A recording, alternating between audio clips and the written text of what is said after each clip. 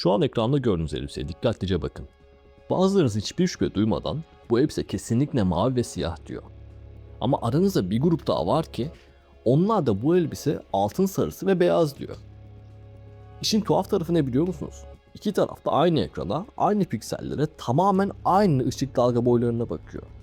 Ama beyniniz size bambaşka şeyler söylüyor. Yıllar önce bu basit fotoğraf internete düştüğünde küçük çaplı bir iç savaş çıktı. Sözde bilim insanları ve ünlüler televizyonda kavga bile ettiler. Hatta bir taraf diğerini genelde göz doktoruna gitmekle renk körlüğüyle suçladı. Ama aslında bu durum göz bozukluğuyla uzaktan yakından bir alakası yok. Bu durumun kafatasımızın içindeki devasa grafik kartıyla, yani beynimizin bize oynadığı muazzam bir oyunla alakası var. Peki beynimiz neden durup dururken kafamızı karıştırmak, böyle oyunlar oynamak, bizi ikileme düşürmek istiyor? Neden birimizin farklı bir şey gördüğünü diğeri bambaşka bir şekilde görebiliyor? Aslında gözlerimiz sadece ışıkları toplayan basit merceklerden ibaret değil mi? Onları da anlamlı resimlere çeviren şey beynimiz. Ve beynimizdeki filtreler tabii ki. Beynimiz bizi hayatta tutabilmek, dinç tutabilmek için her gün milyonlarca hesaplama yapıyor. Hatta belki de milyarlarca hesaplama yapıyor. Bu hesaplamalardan en büyüğü de şu: ışık kaynağını hesaba katmak. Bugün beyninizin sizi nasıl dürüstçe kandırdığını, göz göre göre renkleri ve şekilleri nasıl manipüle ettiğini konuşacağız. Temel inanış şudur: bizim gözlerimiz dünyayı her kameradan daha iyi görebilen kusursuz birer kamera gibi çalışır. Ama işin matematiğine indiğimizde en ucuz akıllı telefonların bile, hani şu vergisiz olanların, gözlerimizden çok daha iyi görüntü işleyen çok daha kararlı yapıdalardır. Telefonla loş ya da karanlık bir ortamda fotoğraf çektiğinizde o kamera ne yapar? Ortamdaki ışığın rengini anlar ve beyaz bir nesnenin hala beyaz görünmesi için renkleri otomatik olarak dengeler. Hatta buna otomatik beyaz dengesi tarzı bir şey denir. Bunu bizim gözlerimiz yapamıyor, biliyorsunuz. İşte bizim beynimiz evrimsel süreç boyunca hayatta kalabilmek için bu yazılımın çok daha gelişmiş bir versiyonunu geliştirdi. Renk sabitlemesi, yani color constant'i diyoruz. Düşünün, binlerce yıl önce ormanda kırmızı bir elma gördünüz. Bu elmanın rengini sabah parlak güneşte de gece zifiri karanlıkta da her zaman kırmızı olarak ayırt edebilmeniz, algılayabilmeniz gerekir. Eğer beyniniz ortamdaki ışık değiştiğinde elmayı mavi veya yeşil görseydi neyin yenilebilir, neyin yenilemez olduğunu asla ayırt edemezdi. Beynimiz bu yüzden muhteşem bir şey yapar.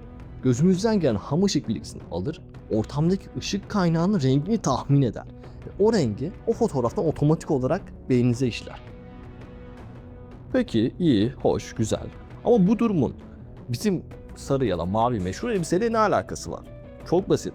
Fotoğraf o kadar kötü ve kalitesiz çekilmiş ki ışığın tam olarak nereden geldiğini, ortamın rengi belli değil.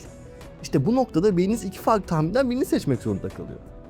Eğer beyniniz bu elbisenin arkasına vuran sarımsı bir yapay ışık altında durduğunu varsayarsa o sarı ışığı otomatik olarak eliyor, geriye ne kalıyor? Mavi ve siyah renkleri. Ama eğer beyniniz elbisenin gün ışığında, yani hafif mavimsi gölgede durduğunu varsayarsa bu sefer de o mavi gölge tonunu fotoğraftan eliyor. Geriye ne kalıyor? Altın sarısı ve beyaz renkleri. Yani aslında elbise fiziksel olarak mavi ve siyah.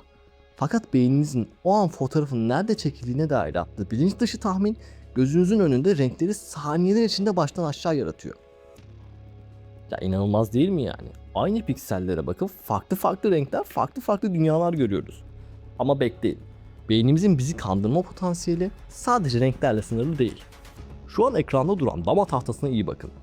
Sol üst tarafta koyu renkli karelerin arkasında duran, üzerinde A yazan bir kare var. Bir de yeşil silindirin gölgesinde tam ortasında duran, üzerinde B yazan açık renkli bir kare var. Şimdi size hayatınızın en büyük yalanını söyleyeceğim. A ve B kareleri aslında birebir aynı renk tonuna sahip. Yani ikisi de gri tonda. Şu an bana inanmıyor ya da saçmalama, öyle iş mi olur? Biri koyu gri, diğeri bembeyaz dediğinizi tahmin edebiliyorum. O zaman gelin küçük bir kurgu hilesi yapalım. A ve B kareleri dışındaki her şeyi ekrandan siliyorum. Ve evet, şu an gözlerinize inanamıyorsunuz ya da bunu daha önce gördüyseniz inanıyorum, zaten biliyorum diyorsunuz. Neyse, iki kare de birebir aynı gri renkte. Hatta daha da ileri gidelim. A karesini yerinden söküp B'nin üzerine taşıyalım. Gördüğünüz gibi aralarında en ufak bir ton farkı bile yok. Peki gözümüzün önünde duran bu iki kareyi beynimiz neden tamamen farklı algılıyor? Burada işin içine ışığın ve gölgenin fiziği giriyor. Beynimiz 3 boyutlu dünyada yönümüzü bulabilmek için tarih boyunca nesillerdir gölgeler hesabı katmak üzere programlanmıştır. Görseldeki yeşil silindir damak tahtasının üzerine bir gölge düşürüyor. Beynimiz bu gölgeyi görür görmez hemen arka planda şu hesabı yapıyor. Eğer bir nesne gölgenin altında kaldıysa üzerine daha az ışık düşüyordur. Demek ki o nesnenin gerçek rengi şu an gözüme yansıyandan çok daha açıktır. Yani beyniniz gölgenin içindeki B karesini tırnak içinde söylüyorum aydınlatmak için rengini kafanızın içinde otomatik olarak açıyor. A karesi ise gölgenin dışında kaldığı için ona dokunmuyor. Sonuç tamamen aynı renkteki iki pikseli beyninizin aşırı zeki ama biraz da aptal yazılımı yüzünden siyah ve beyaz olarak görüyorsunuz. Gözlerimiz bizi bu kadar kolay manipüle edebiliyorsa, beynimiz bizi kandırabiliyorsa acaba diğer duyularımıza ne kadar güvenebiliriz? Instagram'da, sosyal medyada zaman zaman görmüşsünüzdür. Bu ses kaydı ne diyor diye. Hatta bununla ilgili mizahlar da yapılmıştır. Şimdi onlardan birine gidiyoruz. Duyacaklarınızın hepsi tamamen yaşınıza ve beyninizdeki frekans ayarlarına bağlı olarak değişecek. Laurel, Laurel, Laurel, Laurel, Laurel. Az önce duyduğunuz ses ne diyordu? Yeni mi yoksa Laurel mi? Yoksa fizik sonra abone ol mu? Bilemem tabii. Şu an videoyu durdurup ne duyduğunuzu yorumlarda belirtebilirsiniz. Peki asıl soruya gelelim. Aynı ses dalgası iki farklı kulakta nasıl tamamen farklı iki kelimeye dönüşüyor? Aslında olay tamamen fiziğin en temel konularından biri olan ses frekanslarında ve biyolojik yaşımızla ilgili. Bu ses kaydı içinde hem yüksek frekanslı yani tiz hem de düşük frekanslı yani bas ses dalgalarını aynı anda barındıran yapay bir karışım. Laurel kelimesindeki bilgi yüksek frekanslarda saklıyken yeni kelimesindeki bilgi ise düşük frekanslarda saklı. İşin biyolojik tarafına baktığımızda ise insan kulağı yaşlandıkça ya da yüksek sese maruz kaldıkça yüksek frekansları yani ince tiz sesleri duyma yetisini kaybetmeye başlar. Eğer kulaklarınız gençse ve tiz sesleri çok iyi algılıyorsa beyninizin yüksek frekanstaki sinyallere odaklanması ve Laurel sesini duymanız çok muhtemel. Ama eğer kulaklarınız yaşlandıysa yani yüksek frekansları ve duymamaya başladıysa ya da kullandığınız hoparlör bas seslerini daha çok öne çıkarıyorsa beyniniz daha kalın olan yani düşük frekanstaki yeni durmaya başlar. Hatta bunu kanıtlamak için gelin sese küçük bir müdahale yapalım. Şimdi kurguda sesin yüksek frekanslarını tamamen kısıyorum. Sadece kalın sesler kalıyor.